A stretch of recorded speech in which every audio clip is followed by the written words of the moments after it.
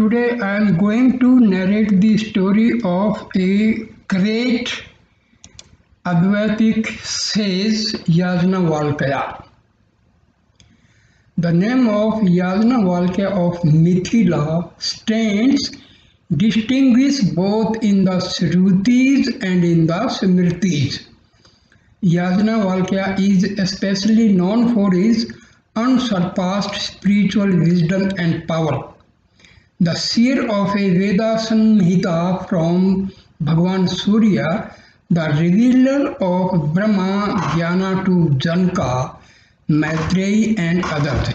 He is the famed author of the Shukla Yajurveda Samhita. Yajnavalkya hails supreme among sages of sacred memory. Yajnavalkya was the son of the sister of Mahamuni Vaishnampayana, the Vedacharya of the Taittiriya section. He was studying the Taittiriya Samhita from Vaishnampayana, who are also his guru. Vaishnampayana had many other disciples too, and they all were students of the Taittiriya Shakha. Vaishnampayana, however, was irked by the independent and outspoken attitude of Yajnavalkya. You see, Yajnavalkya was very frank. He did not agree if he finds something is not to the point. So over a period, the Guru-Shishya relation became sore to the point of an open confrontation.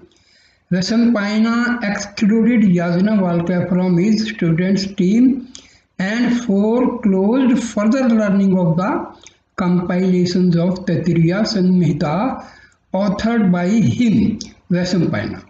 He restrained Yajnavalkya from quoting the Taittiriya Samhita, which became known as the Krishna Yajur. Yajnavalkya, piqued by this development, determined not to have any human guru thereafter. Inspired by the god Surya, he acquired fresh insights into the Vedas. This was developed into what is now known as the Shukla Yajur. This is a very important watershed in the history of the Vedic evolution in India. A ritual-based religious system becoming credited with profound philosophical thinking. Yajnavalkya is known by his very advanced Upanishadic philosophy. His masterly expositions in the Brihadaranyaka Upanishad in the form of debates and lectures are mind-boggling. Brihadaranyaka Upanishad is the biggest Upanishad among all the Upanishad. Yajnavalkya married two wives. One was Maitreyi and the other Katyayani. Of the two, Maitreyi was a Brahmavadini. There was a time when Yajnavalkya wished to divide his property between the two wives and proceed to forest as an ascetic. While Katyayani, a woman of common intelligence, was comfortable with this idea and immediately accepted the property given to her. Maitreyi mused on this proposal. She wanted to know from Yajnavalkya whether she could become immortal through wealth. Yajnavalkya replied that there was no hope of immortality through wealth and that she would only become one among the many who were well-to-do on earth. On hearing this, Maitreyi requested Yajnavalkya to teach her what he considered as the best. Then Yajnavalkya elaborately described to her the sole greatness of the Absolute Self, the nature of its existence, the way of attaining infinite knowledge and immortality, etc. This immortal conversation between Yajnavalkya and Maitreyi is recorded in the Brihadaranyaka Upanishad. See, we must understand self, Atma, soul is same. So when we say self, we are talking about soul. Okay. The central theme of the discourse is this. This source of knowledge, this source of power, all these worlds, all these gods, all these beings, all this is just the self, means Atma. This self alone exists everywhere. It cannot be understood or known, for it is alone is the understander and the knower. Its nature cannot be said to be positively as such. It is realized through endless denials as not this, a process of negation in the philosophical inquiry. The self is self-luminous, indestructible, unthinkable. Yajnavalkya, though his other wife Yajnavalkya, through his other wife Katyani, the daughter of Bhardvaja, had three sons, Chandrakanta, Mahamegha, and Vijaya. Yajnavalkya, though a great Brahmajnani, was a great Karmakandi or too. He caused many yajnas to be performed and himself became the Acharya of those great yajnas. He was a celebrated Shrotriya and a Brahmanista guru. Once King Janaka of Videha wanted to know from which real Brahmanista to receive Brahmavidya. In order to find out who was the real Brahmanista, Janaka performed a huge Bahudakshina sacrifice to which all the rishis from far and wide were invited. And he offered 1,000 cows with their calves and their horns being decked with enormous gold. Then he proclaimed to the assembled ones, "Whosoever is the best Brahmana among you may drive these cows home." None dared to get up and take away the cows, as they were afraid of censure by the others. But Yajnavalkya stood up and asked his disciple Samstravas to drive the cows home. The other Brahmanas got angry at this and said to one another, "How can he declare himself to be the best among us?" Thereupon several rishis challenged Yajnavalkya with many questions on transcendental matter, to all of which Yajnavalkya gave prompt reply. There was a great debate in which Yajnavalkya won over all the others. Janaka was convinced that Yajnavalkya was the best Brahmanista and received Brahmavidya from him thereafter. The verbal combat that ensued in the court of Janaka on this occasion is very famous. Apart from the fact that these arguments are interesting and enlightening, they are also known for its pungency and tragedy. Noted among the arguers are a learned lady called Gargi, says Udalka, Sakilya, and many others. Yajnavalkya won over everyone convincingly. We can find these debates verbatim in the Brihadaranyaka Upanishad. The third and the fourth chapter of the Brihadaranyaka Upanishad abound with the great philosophical teachings of Yajnavalkya. Yajnavalkya was also the author of the famous Yajnavalkya Smriti. His other works are Yajnavalkya Shakha, Partijana Sutra, Satpatha Brahmana, and Yog Yajnavalkya. At the sacrifice of Janaka, there was an exchange of words between Yajnavalkya and Vaisampayana. But on hearing that Yajnavalkya had obtained a fresh Veda from the sun god, Vaisampayana was much pleased, and he requested Yajnavalkya to teach that Veda to his own disciples also. Yajnavalkya consented and taught his Veda to the disciples of Vaisampayana. In the end, Yajnavalkya took Vidvat sannyasa, a renunciation after the attainment of the knowledge of Brahma, and retired to the forest. Yajnavalkya was one of the greatest sages ever known. We find him arguing with and overcoming even his teacher Uddalaka at the court of Janaka.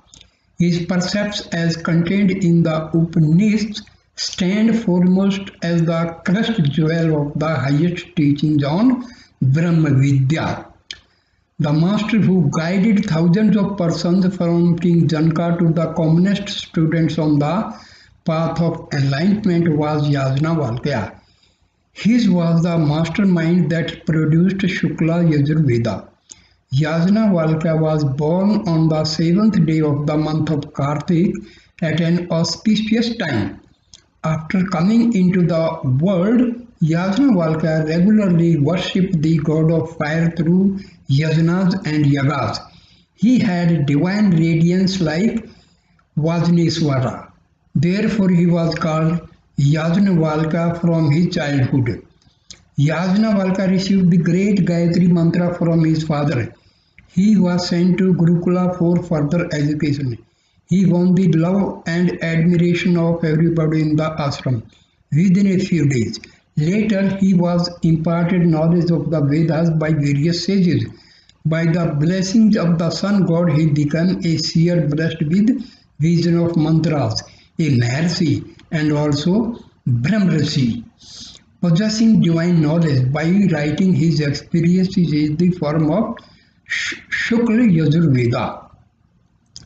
Quoting from His Holiness Swami Krishnanand Maharaj, an authority on Yajnavalkya, the source of knowledge, this source of power, all these words, all these gods, all these beings, all this is just the self. See here, self, remember, self is our soul. This proclamation is like a Brahma Astra, and sage Yajnavalkya is discharging against every kind of attachment one can conceive in this world. It is somewhat easy to accept that God is everywhere. It becomes easy because we always externalize the location of God. However much we may try to universalize Him, the idea of location in space does not leave us so easily. God is everywhere. This is what we generally believe. The everywhereness of God implies that there is space, and inasmuch as our mind is wedded completely to the concept of spatial expansion, we feel a little bit comforted when we are told that God is everywhere. Now here a thunderbolt is discharged by sage Yajnavalkya when he says the self also is everywhere. Imani bhutani idam sarvam yad ayam atma.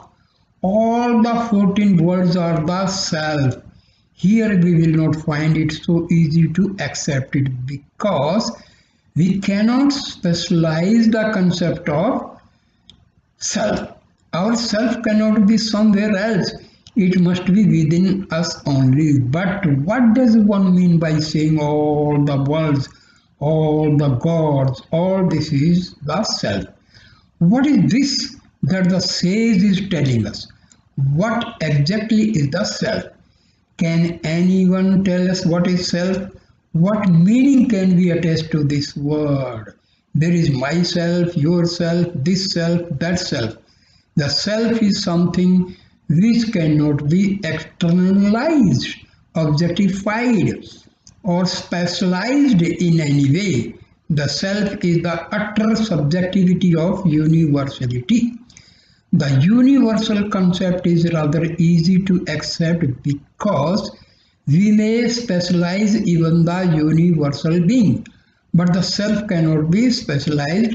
I cannot be anywhere else than in myself.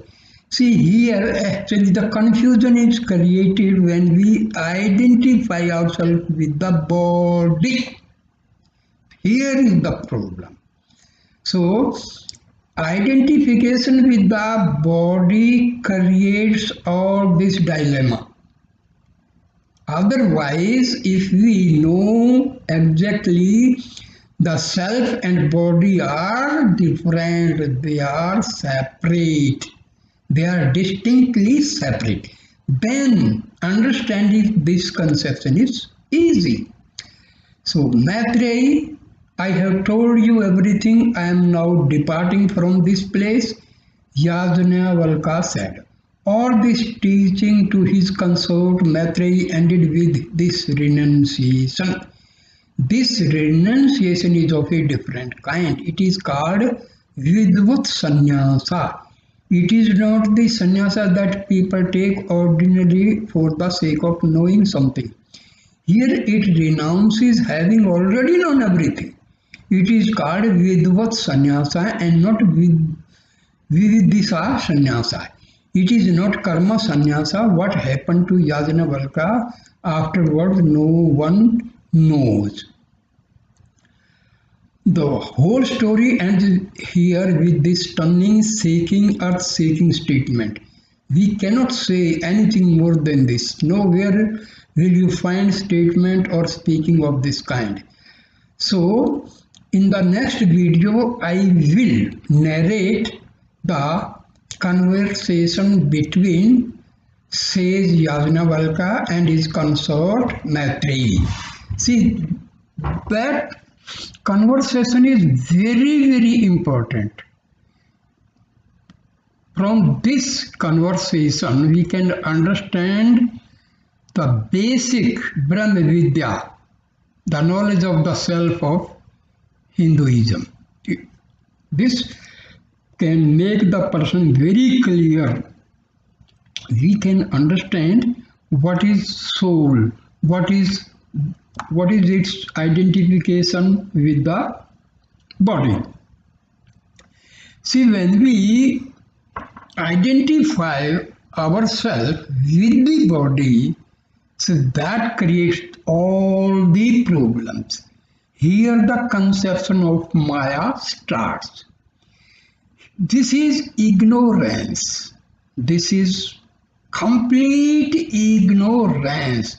And this identification of the self with the body creates all the problems unless we understand that the body is different, distinctly separate from the soul.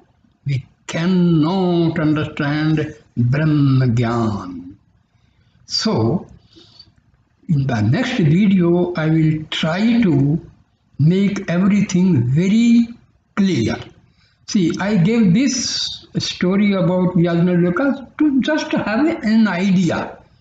Straightway, if I start, the conversation between Yajnavalkya and Maitreyi, then things will become, people will simply, query who is this Yajnavalkya. So, just to know briefly who is sage Yajnavalkya, who was Maitreyi. So, this gives a, for the next video, you can become ready. So, thank you, gentlemen. In my videos, I will explain the Upanishadic knowledge of Hinduism. See, dear friends, Hinduism is not a religion. Please do not misunderstand me. So, Hinduism is simply spiritualism. It is directly connected to our self. So, my dear self of a Hindu, Muslim, Christian, or anybody is same. So, do not misunderstand that Hinduism is a religion. Definitely, it is not a religion. It is the way of living on this earth. So, thank you, gentlemen. Thank you. Jai Sri Prabhu. Jai Sri Prabhu. Thank you, thank you, thank you. Thank you.